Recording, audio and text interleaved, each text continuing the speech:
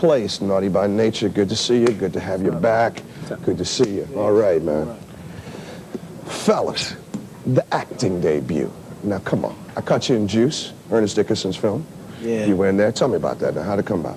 Well, that came about actually because Queen Latifah had a part in the movie Juice Right. first, and like She was the club owner, right? Yeah, she was trying out like people for a talent show or something. So it was like when it came through the Flavor Unit, Shaw was like, "Why don't you just go down?" Shaw Kim, our manager, was like, "Why don't you just go down there with her? They might have a part for an extra," which they did, like the opposing rival gang against Tupac. So I got down with that real smoothly. Cool. Now, where do you see hip-hop film going? Is there a place in film for Naughty by Nature? Definitely. We feel as though it's like a new era, you know, and it's like a new way to get your message across. You know, we used the music before, but we see a way of doing it through the screen now. And like we have some guys from around our way, which actually put a script for a movie together for us that's called On the Bricks, The Concrete Jungle, which we're working on now. So we definitely see it in the future. And we also have a cameo in a brand new movie, Who's the Man, by Dr. Dre and Ed Lover. Yeah. So everyone look out for that one. When did things open up for all of you? You know, was it when you ventured out, or was it when you got together? We got together first, then we ventured out. Okay. Absolutely. Okay. But it all started with Queen Latifah. Kick about the Flavor Unit. Yeah. Back when he met Mark the 45 King. And that set us The up. infamous Mark the 45 King. Definitely. Yeah. Okay. Tell me about the Flavor Unit. Well, the Flavor Unit is composed of a gang, a whole load of producers and MCs that's been rocking for years and are out virtually the Jersey area, like the Irvington, North East Orange area, which now has ventured. That started with like Queen Latifah, Mark the 45 King, Lakim Shabazz, Apache, Ruler Lord Ramsey, and now it's artists like us, Naughty by Nature, Pete Rock, CL Smooth, Black Sheep, Apache, Fushnikins, Freddie Fox, Groove Garden, you know, Simple Pleasure, you know, so it's just expanding now with more. It's not just rap, it's even more. It's some R&B flavor in there now too. It's singing groups in the Flavor Unit also. The Flavor Unit basically was designed to insulate Queen Latifah from the business, wasn't it? Because it was a management company first. Definitely. And Red Alert was in the house. Well, actually, she was dealing with Red Alert like when she first came out as far as management. Then after like her first year, she really ventured off and started her own management company herself, you know what I'm saying, to help out the other members of the Flavor Unit, like her posse that she had back home.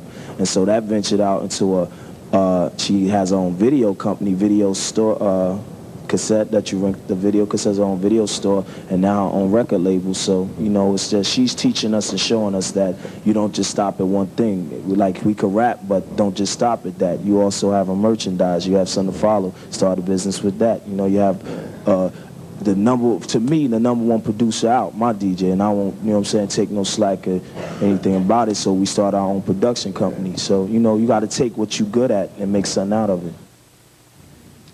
Sir, Latifah. I really don't see him. Everyone in hip-hop is imitating Treach's style, technique, and image. Are you finding it hard to, like, walk the streets these days? Are you finding it hard to turn on, well, I won't say turn on the radio, because you probably don't turn on the radio and hear too much hip-hop that you really want to hear. Right. Unless you're in L.A. checking out, what is it, Ice Cube has got his little mobile unit around, right? But are you finding it hard? I mean, is it getting silly for you, or people, you know, everybody's looking like Naughty by Nature? You know, first, I take it depends on how, you know, the way it's bought or represented. It's like if someone's out there and they're doing their thing, and it's like, if it seems like it's a part of my style or whatever, if they're using it and they still give respect to Naughty by Nature and let it know, because, you know, my style came from somewhere. I listened to the Rakims and the KRS-Ones and the LL Cool J's back then and adapted my style from that and made my own. So I'm not mad at them. It's only the ones who come out and style like that and make it as though they originated it and then down Naughty. That's when it's dead wrong. You know what I'm saying? But if they out there and they're doing their thing and they give us respect, we have no problem with them. You know what I'm saying? I see it as a form of support. Yeah, that's like coming to somebody's house, eating their food before they sit down and not saying thank you. Right. Okay. Right. Okay, we understand it. What was the first rhyme you two learned together? And you can't even, if you remember, you got to do it before we get out of here. I don't remember, but I know the first round we learned together was for a senior talent show. Class of '88 is when I graduate. Juniors in the house. No, seniors in the house, but the juniors must great. It was something, boy. It was old school, but we was in it, yeah. Did you win the talent show with that? Yeah. All right, that's what got you here. Was that the beginning? You right. That's what kept us together, because we was just there like as a group for that one show. And we just did it because it was like KG's talent show was last year, and he quiet. He ain't do nothing all year. He wanted to do something before he left, so we did it all together, and then we was just out. And then after that, we said we might have something here.